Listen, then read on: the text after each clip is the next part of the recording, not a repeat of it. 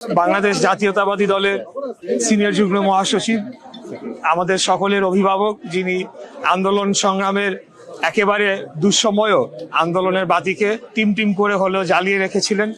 আমি আমাদের আজকের প্রধান অতিথিকে ধন্যবাদ জানাতে চাই। উনি কষ্ট করে ওনার মূল্যবান সময় দিয়েছেন এই অনুষ্ঠানটাকে সফল করার জন্য। অনেক দূর থেকে তিনি এসেছেন, লক্ষ্মীপুর থেকে।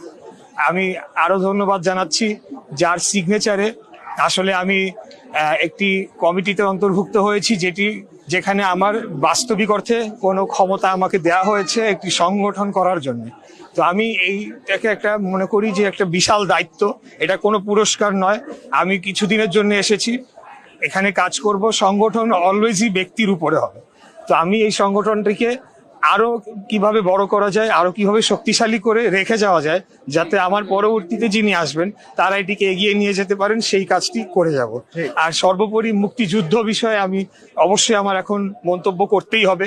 আপনারা দেখেছেন যে যেটি আমরা বিগত 54 বছরেও দেখি নাই, যে মুক্তিযুদ্ধকে হেয় প্রতিপন্ন করে, একেবারে পাবলিকলি যেভাবে হেয় প্রতিপন্ন করে এবং সম্পূর্ণ মিথ্যা বিভ্রান্তিকর তথ্য দিয়ে বিতর্কিত করার চেষ্টা করা হচ্ছে, শুধু কেবলমাত্র 71-এ একটি দলের যে ভূমিকা ছিল সেই ভূমিকাটিকে আড়াল করার জন্য এটি অত্যন্ত নিন্দনীয়।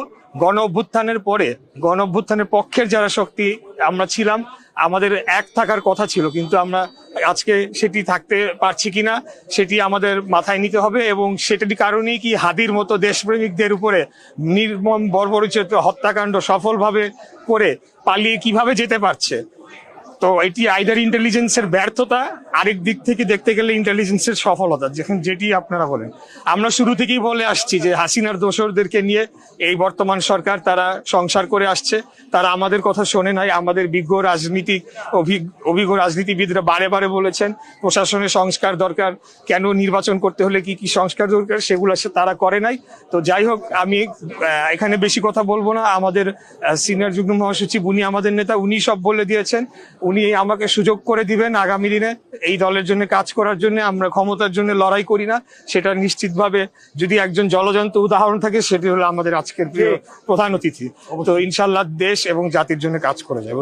ধন্যবাদ সকলকে।